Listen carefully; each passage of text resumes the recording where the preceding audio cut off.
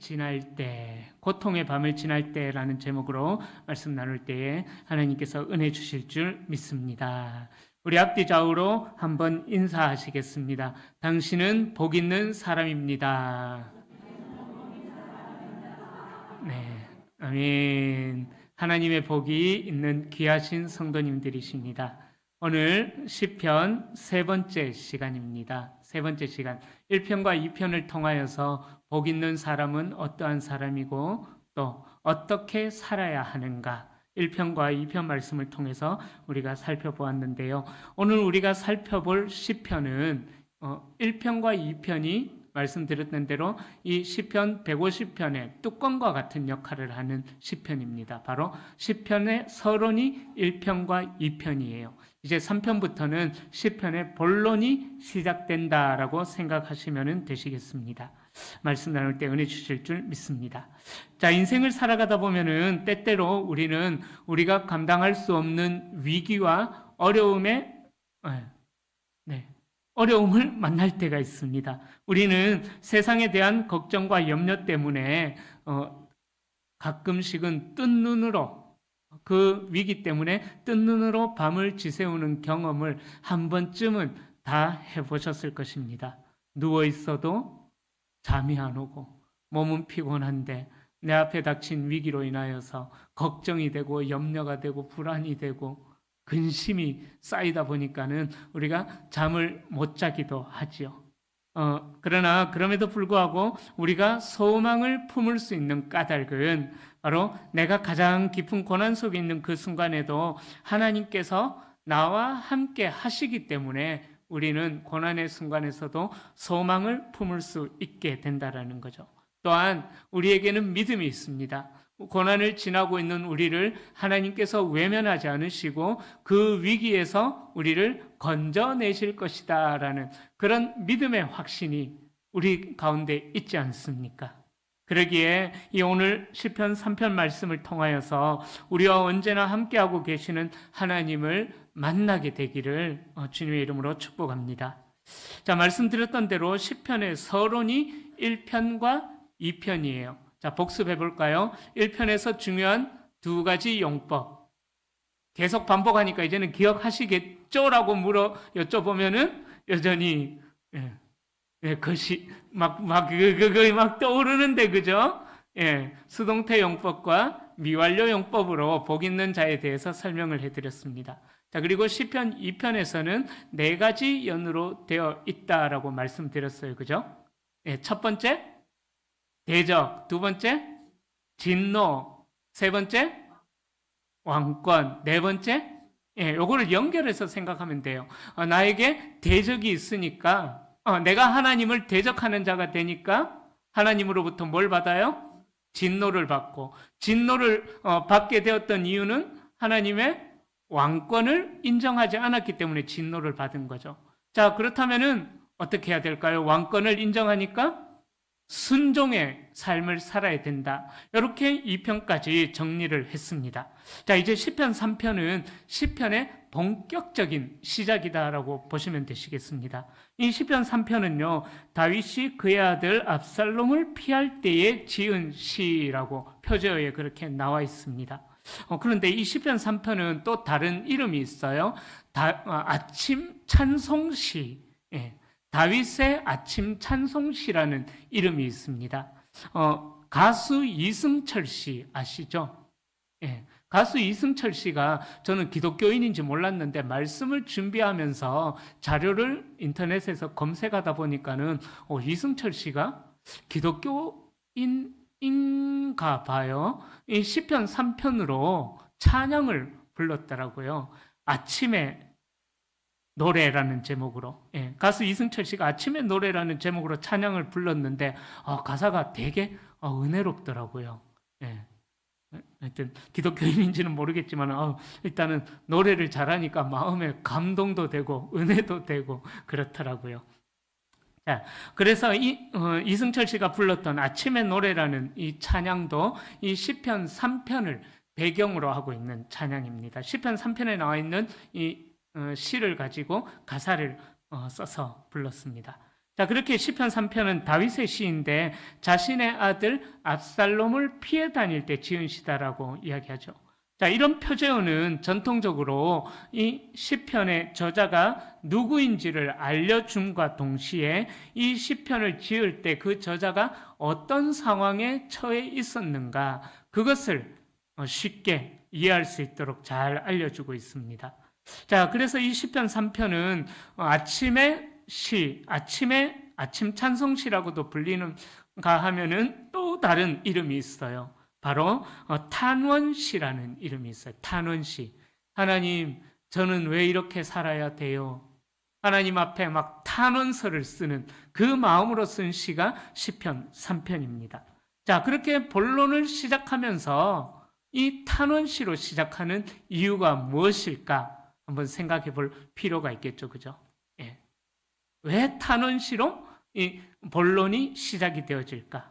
결론부터 이야기하자면은 이렇게 탄원을 드릴 수 있는 하나님이 나의 하나님이시다. 그래서 나는 고난 중에서도 압살롬이라는 이 불효막심한 아들놈으로부터 쫓겨다니지만은 그러나 나의 탄원을 들어줄 수 있는 하나님이 계시기에 그 하나님으로 인하여서 나는 복을 누리는 인생이다라는 것을 그렇게 결론적으로 이야기하고 있습니다. 자, 그래서 시편 3편도 2편과 마찬가지로 4개의 연으로 구성이 되어져 있어요. 탄원시는 보통 전형적으로 어떤 형식을 가지고 있냐면요, 하나님을 불러요. 하나님을 부르고 그 다음에 하나님 앞에 나의 신세를, 하나님 왜 이래요? 내가 왜 이래요? 왜 이렇게 살아야 돼요? 탄원을 올립니다. 부름, 탄식, 탄원, 그리고 하나님 이 상황을 좀 해결해 주세요라는 청원의 기도가 나오고요. 그 다음에 그렇게 청원을 했으니까 믿음을 드려야 되잖아요. 그죠? 그래서 신뢰와 찬양으로, 자, 탄식시는 이렇게 4가지로 구성이 되어져요. 부름, 탄식, 청원, 찬양, 그렇게 구성이 되어집니다. 하나씩 이 4가지의 요소를 가지고 살펴보겠습니다.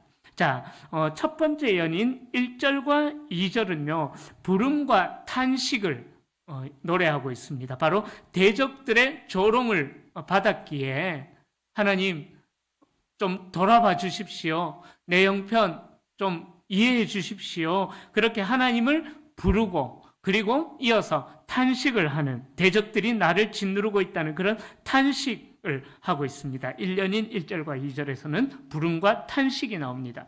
자, 1년에서 시인은 여호와를 부르고 자신이 어떤 상황에 처해 있는가를 탄식으로 표현합니다. 지금 다윗이 처한 상황, 표제어에 나와 있는 이런 상황이거든요. 그런데 다윗은 10년 넘게, 왕이 되기 전에 10년 넘게 사울 왕으로부터 쫓김을 받으면서 살았던 그런 사람이었습니다. 자, 그러다가 유다의 왕으로 등극해가지고 헤브론 땅에서 7년 6개월을 다스리고 나서 사울이 죽어요. 그 다음에 통합 이스라엘 국가의 왕으로 다윗이 등장을 합니다.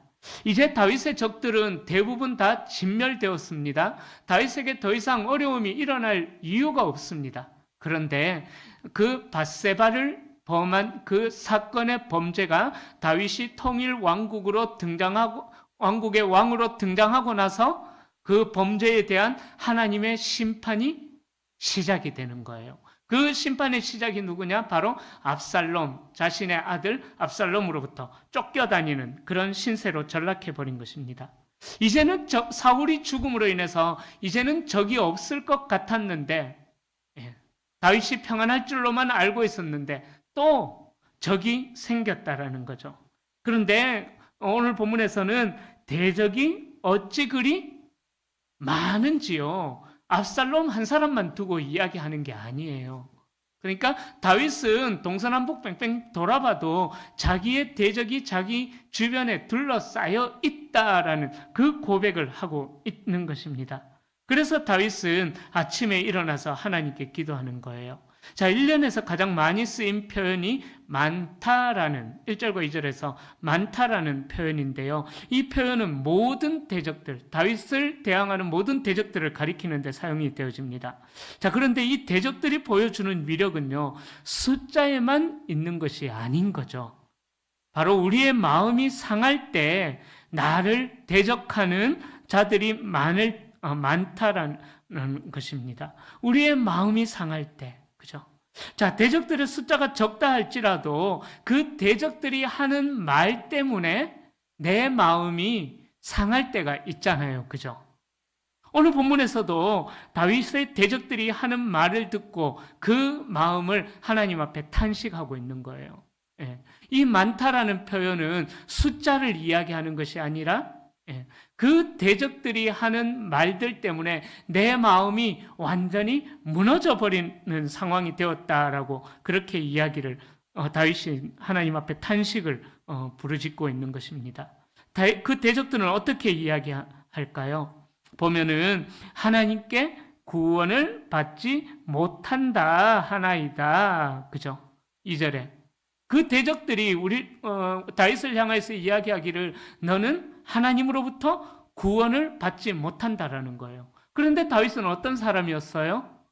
소년 목동 시절 때부터 철저하게 하나님 말씀 중심으로 살면서 하나님을 예배하고 하나님 말씀을 기준으로 늘 살았던 사람입니다. 하나님 없이는 그 목동 생활을 할 수가 없었음을 다윗은 그 목동의 삶을 통해서 충분히 경험을 했었습니다. 그런데 대적들이 하는 이야기가 뭐예요? 너는 하나님께 구원을 받지 못할 거야. 여러분, 우리가 그리스도인이잖아요. 그런데 우리의 대적들이 우리에게 나타나서 딴 사람은 다 구원받아도 니는 구원 못 받아. 그렇게 여러분들에게 이야기한다고 생각해 보십시오. 뚜껑 확 열리겠죠. 그죠? 그죠? 정말 화가 나지 않겠습니까? 그죠? 그런데요,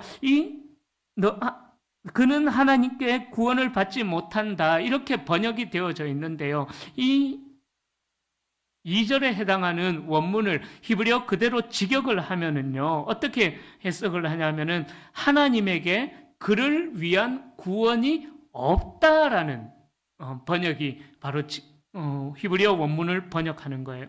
하나님에게는 그를 위한, 그가 누구예요?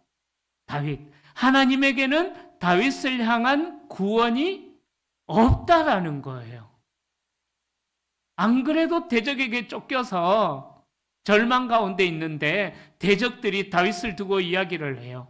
하나님이 너를 향한 구원 계획은 없으시대.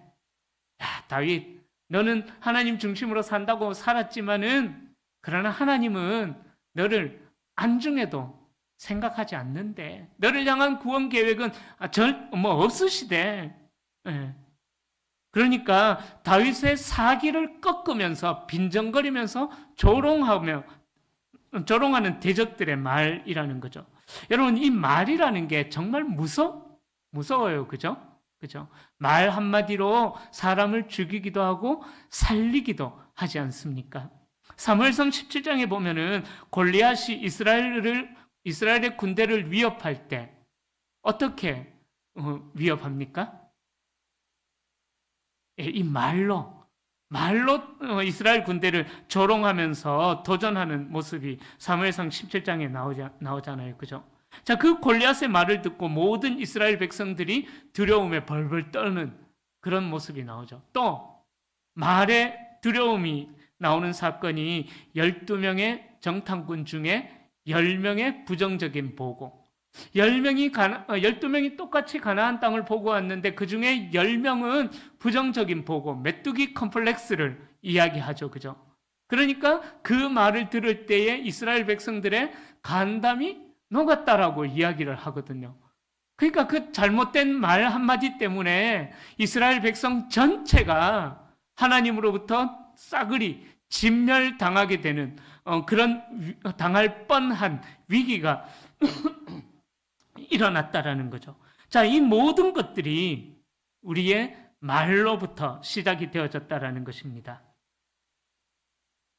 자, 2절에 하나님께 구원을 받지 못한다는 말은 또 여러 가지로 이해될 수 있는 표현인데, 하나님의 행동에 대한 진술로 이해하면은 하나님은 그를 구원하고자 하는 계획이 없다, 의지도 없다, 그를 구원할 만한 능력도 없다, 이것을 이야기하고 있는 거예요. 그러니까 하나님은 우리 인간들을 구원할 만한 능력이 없으신 분이다. 다윗을 조롱하는 말이지만은, 그러나 히브리어 원문을 직역하면은 하나님까지 조롱하는 대적들의 모습을 2절에서 이야기하고 있는 것입니다. 다윗이 믿는 하나님을 무능한 하나님, 그렇게 비난하고 있는 것이죠.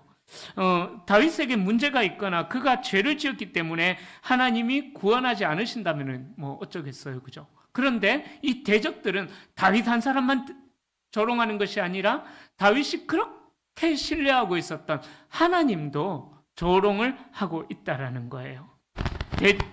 대적들은 다윗이 하나님께 구원을 받지 못한다고 조롱합니다. 지금까지 다윗은 하나님의 구원하심, 보호하심으로 살았지만은 다윗이 가장 의지하는 분이 다윗을 구원하지 못한다라고 대적들이 그렇게 조롱하는 거예요. 우리 속담에 그런 말이 있어요, 그죠? 떡 줄 사람은 생각지도 않는데 김칫국부터 마신다. 예, 그죠? 다윗이 대적들이 바라보는 다윗이 그러했다라는 거죠. 하나님은 너를 향한 구원 계획이 없으신데 너는 착각하고 있는 거야. 김칫국 마시지 마라. 이렇게 다윗을 조롱하고 있다라는 것이죠. 여러분, 우리들 또한 이런 경험을 하기도 합니다. 내가 어려움에 빠졌을 때에 그 사람이 나를 도와줄 줄 알았는데 그게 아니라는 말을 들을 때에, 그죠?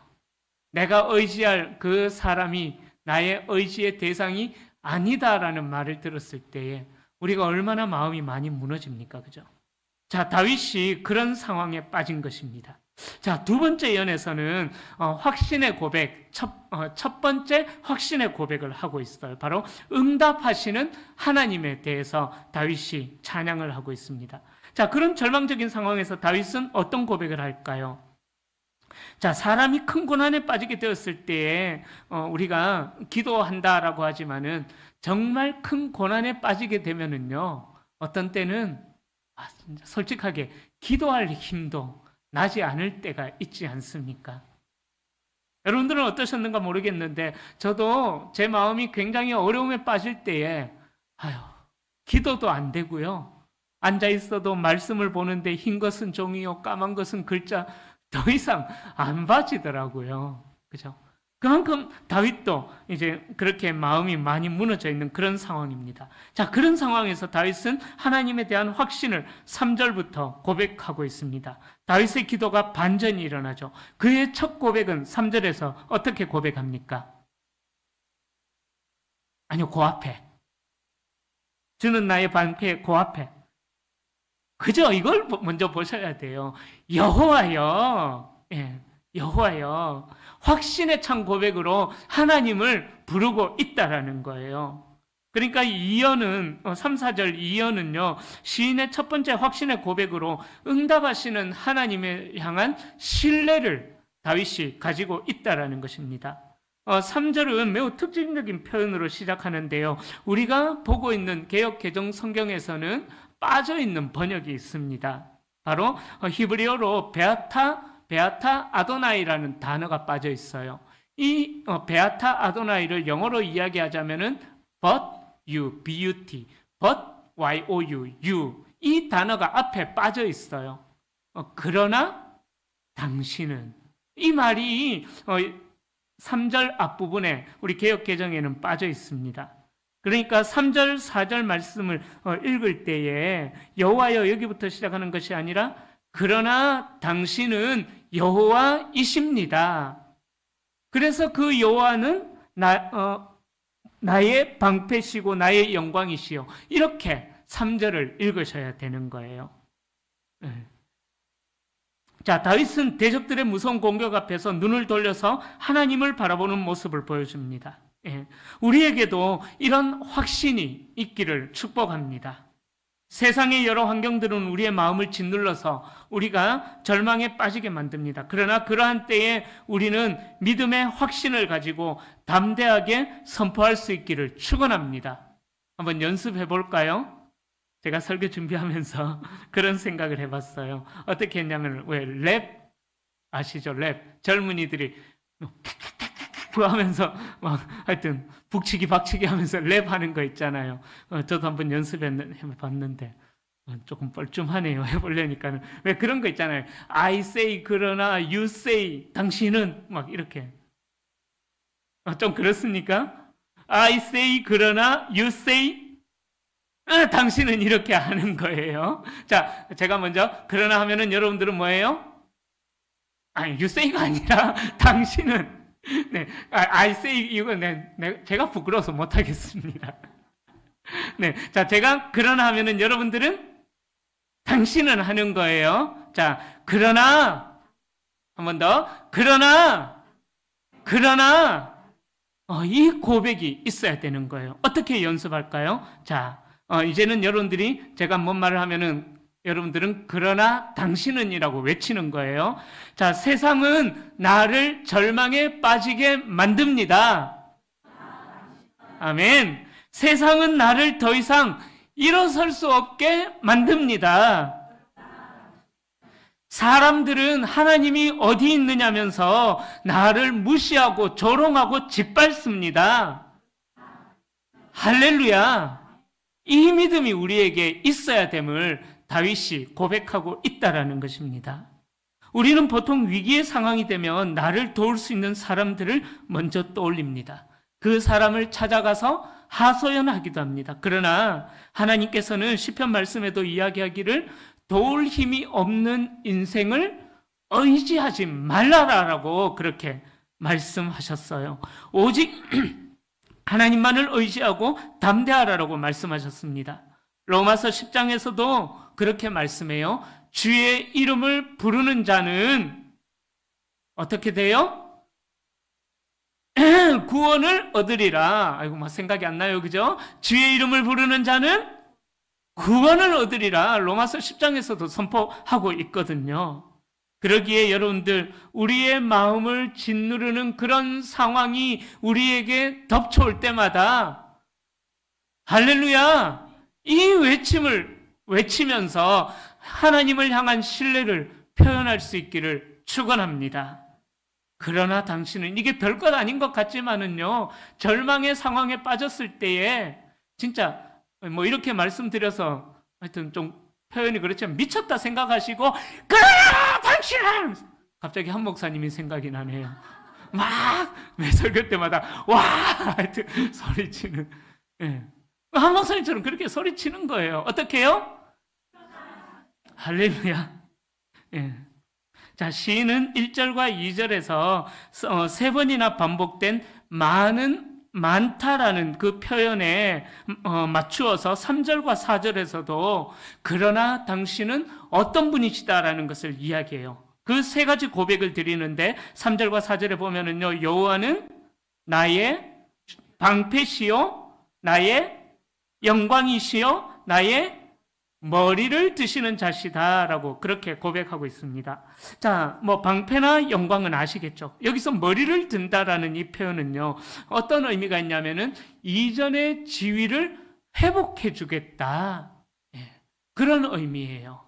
그러나 당신은 나의 이전의 지위를 회복해 주시는 분이시다라는 고백이다라는 거예요. 바로 전쟁에서 승리한 경우에 모든 죄의 혐의를 벗고 명예를 회복하는 그런 상황을 의미하는 것입니다. 그러기에 상황이 완전히 전환이 되어지는 것, 변화가 일어나는 것을 의미합니다. 자, 이렇게 승리를 주시는 하나님의 모습을 요약적으로 보여주는 것이 4절에 응답하시는 하나님에 대한 고백이에요. 4절에 보면은 응답하시는 도다라는 이 동사가요, 여기에도 용법이 있어요. 바로 미완료형, 시편 1편에 나오는 미완료형의 용법과 와우, 히브리어의 와우 연속법이라는 것이 있어요. 와우 연속형이라는 그 연속법이 있는데, 바로 이 표현을 현대어로 옮기자면은 여러 가지 시제로, 자, 이 미완료형과 와우 연속법은 여러 가지 시제로 번역이 가능한 용법이에요. 그러니까 어떻게 번역하냐 하면은 과거, 이 미완료형과 와우 연속법은 과거, 현재, 미래를 다 포함하는 그런 용법이다라고 보시면 되시겠습니다. 그래서 쉽게 말씀드리자면은 바로 내가 부르짖을 때마다 하나님이 응답하셨고 지금도 응답하고 계시며 앞으로도 응답하실 것이다라는 과거, 현재, 미래를 모두 포함하는 용법이 바로 응답하시는 도다에 표현된 미완료 와우 연속법으로 그렇게 사용이 되어지고 있습니다. 하나님은 어디서 응답하실까요? 그런데 하나님은 4절에 보면은 내가 나의 목소리로 여호와께 부르짖으니 그의 성산에서 응답하시는도다라고 이야기합니다. 자, 성산에서 응답하신다라면은 여러분들이 떠올려야 하는 구절이 있어요. 앞에서 배웠던 구절 중에서 하나님의 왕권, 이 왕권. 자, 이 왕권이 어디에서 선포가 되어졌어요? 하나님이 한 왕을 어디에 세우셨어요? 그쵸? 나오는데 시온에다가 세우셨잖아요. 바로 이 성산이 하나님이 세우신 왕권이 있는 시온을 의미하는 거예요. 시온. 자, 그래서 하나님은 2편 6절에서 하나님이 왕을 세우신 그 시온에서 응답하시는데 하나님은 하늘에 계시기도 하시지만 당신의 백성이 있는 이 땅의 시온에 계셔서 백성들의 기도를 들으시고 응답하심으로 그들을 돌보신다라는 것입니다.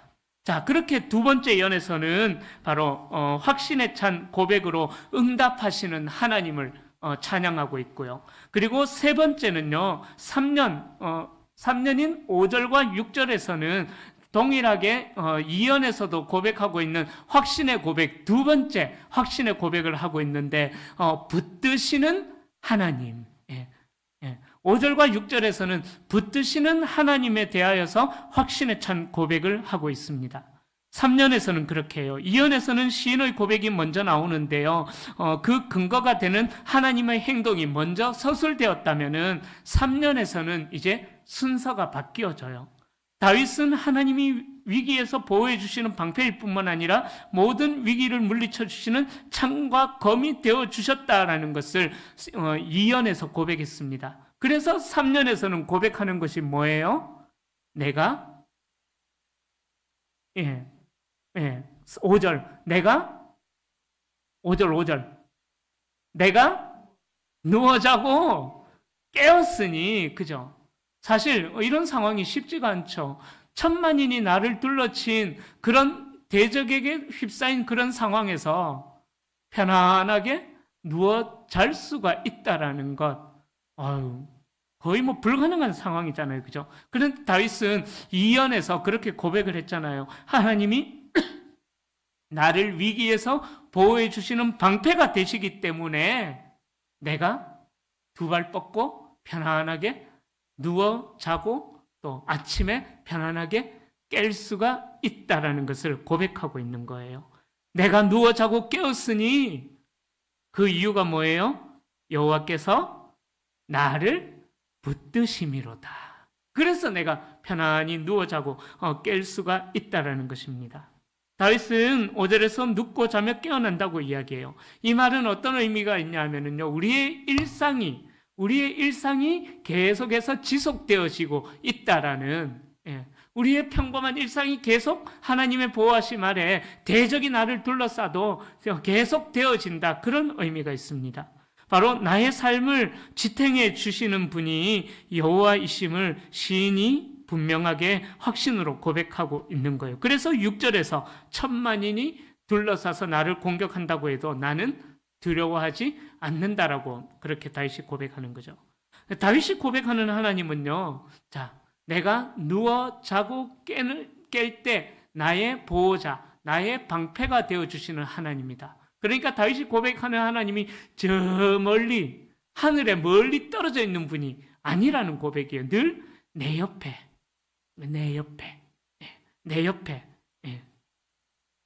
어떤 선교사님이 있었는데요. 제가 그 선교사님 성함은 기억 안 나는데 그 선교사님이 이런 설교 중에 이런 이야기를 하셨어요. 나는 화장실에 갈 때가 제일 무섭다고, 제일 두렵다고. 왜냐하면 자기가 화장실에서 볼일을 보고 있는, 자기는 이런 이야기를 하시는 거예요. 자기는 사탄의 블랙리스트의 영순이래요. 사탄이 자기를 제거하려고, 그 선교사님을 제거하려고 호시탐탐 기회를 노리고 있는 그런 존재래요. 멋지죠, 그죠? 내가 가는 곳마다 하나님의 나라가 막 세워지기 때문에 사탄이 그 선교사님을 가장 1순위로 제거하려는 그런 하여튼 대상이다라는 거예요. 그래서 화장실에 갈 때가 제일 두렵대요. 왜냐하면은 좀 그럴싸하게 내가 하나님 나라에 들어가야 되는데 화장실에서 볼일 보다가 사탄의 공격을 받아서 죽으면 안 되지 않냐고 막 부끄럽다고. 그래서 화장실에 갈 때 제일 바짝 긴장하면서 그렇게 하여튼 이야기를 하시더라고요. 무슨 말이냐면은 바로 하나님을 내 옆에 계신 분으로 그렇게 그 선교사님도 고백하고 오늘 본문의 다윗도 그렇게 고백하고 있다라는 것입니다. 내 옆에서 내가 발 뻗고 편히 누워 잘 수 있도록 나를 위해서 대신 싸워주시는 분이, 나의 방패가 되어주시는 분이, 나의 영광이 되어주시고 나의 머리를 들어주시는 분이 여호와 하나님이시다. 내 옆에서. 그렇게 고백을 하고 있다라는 거예요. 그런데 우리는 살아가다 보면은요, 두려울 만큼 고통스러운 밤을 지낼 때가 있죠. 너무나도 고통스러워서 더 이상 내일 아침이 오지 않았으면 좋겠다. 그죠? 제가 잘 알고 있는 분 중에 한 분이 암투병을 겪었었습니다. 암투병을 겪으면서 이런 기도를 했대요. 하나님, 저 너무 고통스러워요. 이때까지 정말 열심히 살았잖아요. 오늘 밤이 그냥 제 인생의 마지막 밤이 되게 해주세요. 내일 아침에 눈이 안 떠지게 해주세요. 얼마나 고통스러웠으면 그렇게 기도를 했겠습니까? 그죠? 예. 우리에게도 그럴 때가 있죠. 너무나도 고통스러워서 더 이상 아침이 오지 않았으면 좋겠다. 그냥 여기서 내 인생 이제 하나님이 나를 데려가셨으면 좋겠다. 그런 생각이 들 때도, 그 정도로 고통이 들 때도 있을 것입니다. 그런 분들에게 밤이라는 것은 불안의 시간이고 고통의 시간이 될 것입니다. 당장 내일 아침에 눈을 떠서 어떻게 하루를 시작해야 될까 두려운 마음이 들 수도 있습니다. 그러나 그러한 때에라도 낙심하거나 용기를 잃지 않기를 축복합니다. 요한복음 16장 33절에서는요, 우리 주님께서 이렇게 말씀하셨어요. 환난을 당하나 담대하라. 내가 세상을 이기었노라. 우리 주님께서 이기셨기 때문에 우리는 담대함을 가질 수가 있는 것입니다. 그러게 고통스러운 밤을 지내고 계시는 분들이 계시다면은 눈을 들어서 그 고통의 밤 가운데 하나님을 바라볼 수 있기를 축복합니다. 우리 그리스도인들에게 가장 절망스러운 상황은 위기가 절망 상황이 아니에요. 하나님 앞에 기도할 마음조차도 잃어버리는 것, 하나님께 기도할 마음조차도 생각하지 않고 포기하는 것, 그것이 우리 그리스도인들에게 가장 위기인 것입니다. 여러분, 기도할 힘만 남아있다면 됩니다. 우리에게 기도할 힘만 남아있다면 하나님의 역사는 반드시 우리에게 일어날 것입니다. 제가 오전에도 찬양을 불렀는데 오후에도 찬양 한 곡 부르겠습니다. 이런 찬양이 있습니다. 기도하세요. 지금 아직 포기하지 마세요. 주님 앞에 무릎 꿇고 간절하게 기도해 보세요. 오전에도 음을 너무 높이 잡았는데 오후에도 또 높이 잡는데 좀 높아요. 내 앞길 가로막는 장애물이 있다 해도 포기하지 마세요. 믿음을 가지세요. 고통도 슬픔도 괴로움도 기도로 이겨낼 수 있잖아요. 기도하세요. 기도하세요. 주님은 당신 편입니다. 아멘. 주님이 우리 편이 되어 주시는 거예요. 주님이 우리 박수 치니까 제가 순간 뻘쭘했습니다. 주님이 당신의 편이 되어 주시는 거예요. 그러기에 우리가 기도할 힘만 남아 있다면은 되는 거예요. 기도할 힘만 남아 있다면은 하나님께서 우리의 기도를 들으시고 반전의 인생의 역사를 써나가게 하실 줄로 믿습니다.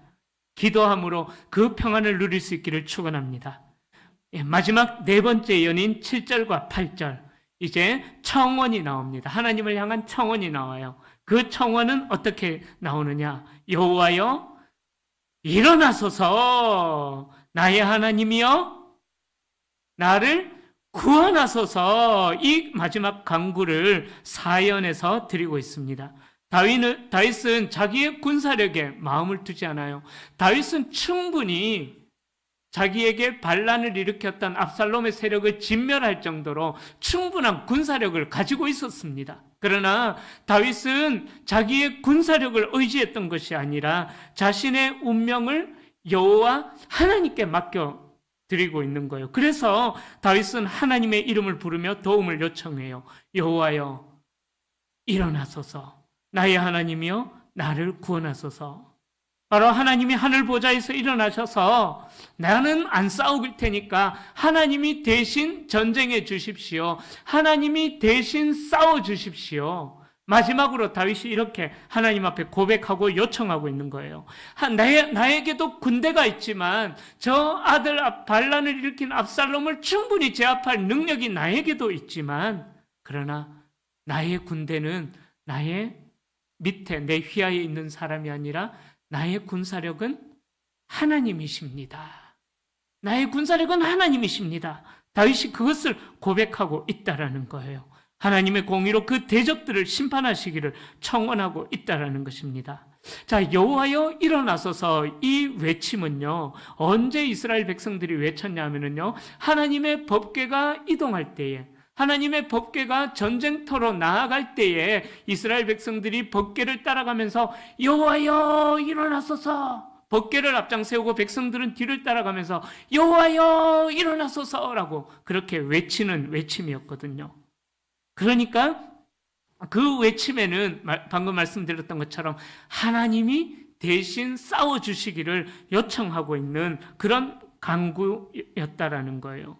다윗이 구원을 간구하며 부르고 있는 하나님은 또 어떤 하나님이냐? 7절에 계속 보면은 나의 모든 원수의 뺨을 치시고 악인의 일을 꺾으셨나이다. 얼마나 속 시원해요, 그죠? 이 다윗이 이런 그림언어로 표현하고 있는 거예요. 하나님이 어떻게 해요? 내 원수를 내 앞에 딱 세워놓고 싸대기를 그냥 그거를 내가 이제 보고 있다고 생각해 보십시오. 아, 통쾌하지 않습니까? 저는 이 7절에 나오는 이 그림언어를, 이 7절에 나오는 그림언어를, 이 그림을 그려본 이 언어를 그림으로 한번 생각해 보니까는요, 야, 막 짜릿하더라. 얼마나 통쾌한지. 그죠? 예. 바로 원수의 뺨을 치시고 또 어떻게 해요? 원방에, 그런 말 있죠. 원방에 이 남자들 세계에서는 아는데 원방에 쓰리강냉이라는 말이 있거든요. 그러니까 한 방에 이를 와장창 다 뽑아버리신다라는 그런 표현인 것입니다. 뺨을 친다라는 말은 모욕감을 주는다는 의미이고요. 이를 꺾는다라는 표현은요, 무력하게 하신다라는 그런 의미인 거예요. 맹수의 이가 부러지면은 그 맹수는 더 이상 맹수가 아닌 거잖아요. 그러니까 위협적인 존재가 되지 못하도록 하겠다라는 그런 의미인 것입니다. 즉 다윗은 구원이 여호와께 있음을 알고 있기에 복주시기를 간구하고 있는 것입니다. 다윗은 자신이 경험하고 알고 있는 하나님에 대한 확신에 근거하여서 이제 일어나셔서 나를 구원하소서. 하나님 앞에 그렇게 청원의 기도로 이 시편을 마무리하고 있습니다. 이제 말씀을 정리하겠습니다. 여러분, 우리도 그래야만 합니다. 우리가 인생의 위기를 경험하게 될 때에 우리의 힘으로는 그 위기를 감당할 수가 없어요. 그것을 인정해야 합니다. 그것을 인정하지 않으면 어떻게 돼요? 내가 한번 어떻게 해보려고 빠득빠득 버티다가 결국은 쓰러지게 되는 거죠. 하나님이 개입해 주시기를 간구하십시오. 여러분들의 힘을 자랑하지 마시고 여러분들의 어떤 능력을 자랑하지 마십시오. 별거 아니에요. 그냥 훅 불면은 날려가는 것과 같은 한 줌의 재에 불과합니다. 그러기에 하나님의 능력을 의지하시고 하나님의 능력을 자랑하십시오. 자, 그래서 8절에서 다윗은 애통을 그치고 하나님의 백성이 누릴 수 있는 구원의 복을 간구하면서 시편 3편을 마무리합니다. 이 8절에서 이야기하는 구원은 하나님께서 주시는 최종 승리를 의미하는 것입니다. 다윗은 승리와 복이 자신만이 아니라 하나님의 공동체에도 임하기를 소망하고 있는 것이죠. 여러분, 우리가 살아가면서 인생의 밤을 만날 때에 우리는 두려움에 빠질 수가 있습니다. 성도로서 가장 힘든 순간은 죽음이 아니라 또 그 평안을 빼앗기는 삶이 가장 힘든 삶일 것입니다. 오늘 이 시편 3편은 오늘 우리가 시선을 우리가 어디에 둘 것인가, 우리의 고민거리에 우리의 시선을 둘 것인가, 하나님께 둘 것인가, 그것을 우리에게 알려주고 있습니다. 그러기에 오늘 이후로 우리의 삶이 우리 두려움을 맞닥뜨리게 되었을 때에 하나님만 신뢰하고 하나님께 감사함으로 하나님께서 주시는 승리를 누릴 수 있는 성도님들이 될 수 있기를 축복합니다. 두려운 일이 생길 때 가장 최근에 나를 보호하셨던 하나님의 역사를 한번 기억해 보십시오. 다윗처럼 기억하셔서 찬양과 기도로 가장 절망스러운 상황을 이겨낼 수 있기를 바랍니다. 천만인이 나를 둘러치려는 그런 상황 속에서도 흔들리지 않고 오직 구원이 여호와께로 말미암음을 믿고 살아가시는, 그래서 날마다 승리의 삶을 살아가시는 우리 성도님들이 다 되시기를 예수님의 이름으로 축원합니다. 기도하겠습니다.